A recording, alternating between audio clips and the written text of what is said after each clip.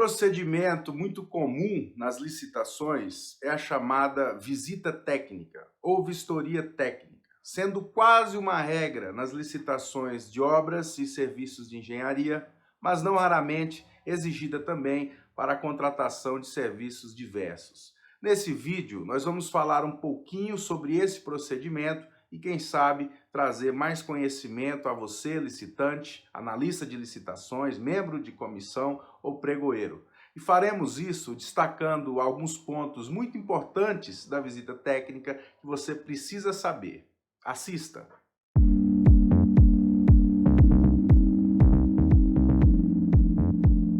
A primeira questão que apresentamos é a fundamentação ou previsão legal e destacamos inicialmente os dispositivos da Lei 8666 de 93, que, lembre-se, apesar da sanção da nova lei, a lei anterior continua vigente de forma concomitante pelo período de 2 anos.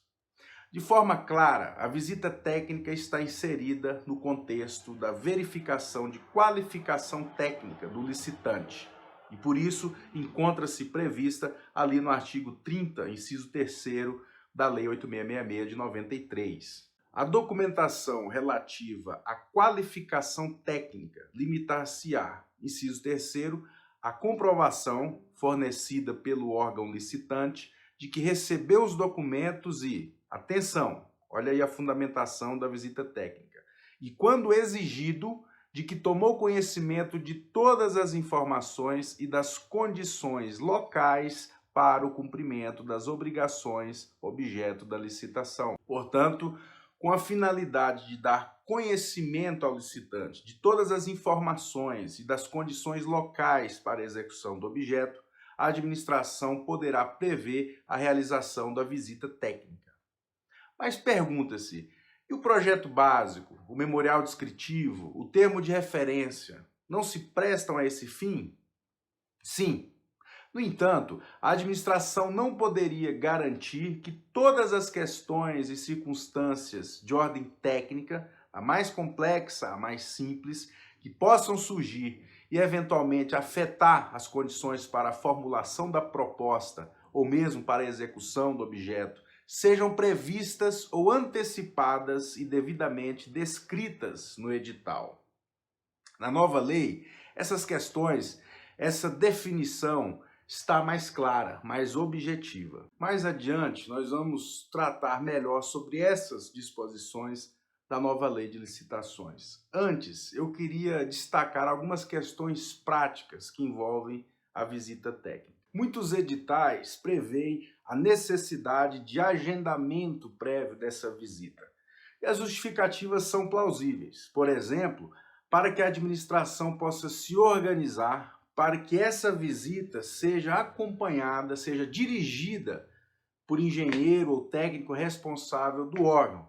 Nesse sentido, esse profissional poderá responder aos questionamentos, fazer os esclarecimentos necessários ali, tirando as dúvidas dos licitantes. Se o licitante não faz o agendamento prévio, é possível que, ao se apresentar no órgão para realizar o ato, esse técnico, esse profissional, esse servidor, esse engenheiro responsável ali por acompanhar a visita técnica não esteja disponível.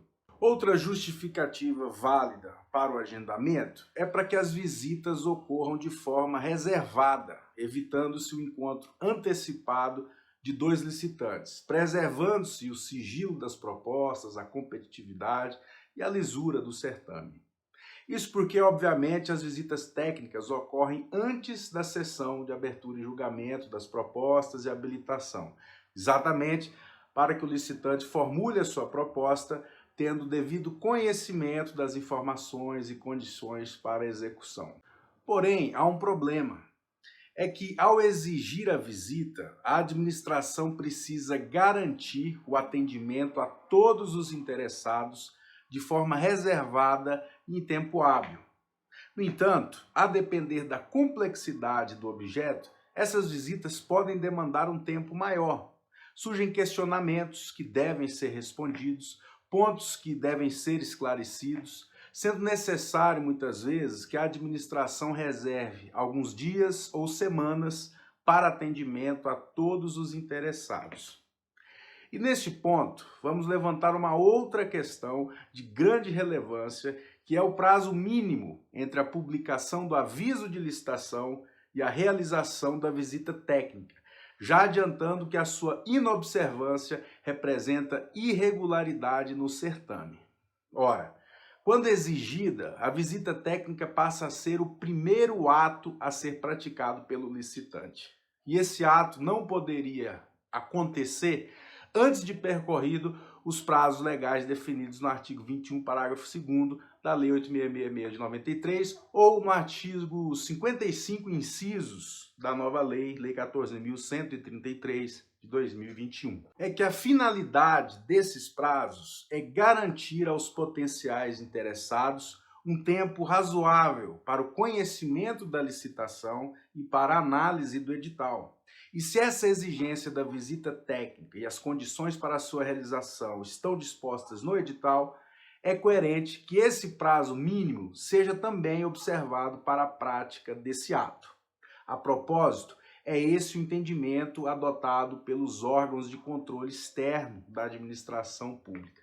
Não apenas em relação à visita técnica, mas de igual forma quando há exigência de cadastramento prévio, como acontece nas tomadas de preço, ou quando há previsão de qualquer ato prévio que deva ser praticado pelo licitante como condicionante à sua habilitação no certame. É válido destacar ainda que os tribunais de contas passaram a observar a pertinência dessas visitas, em razão da complexidade do objeto licitado, a considerar que o ato traz ônus adicional ao licitante, e quando não justificado ou quando dispensável, sua exigência representa restrição indevida à competitividade. E em razão dessas dificuldades que envolvem a realização da visita técnica, esses mesmos órgãos de controle passaram a dispor, primeiramente, em vedação a definição de data específica para a realização da visita,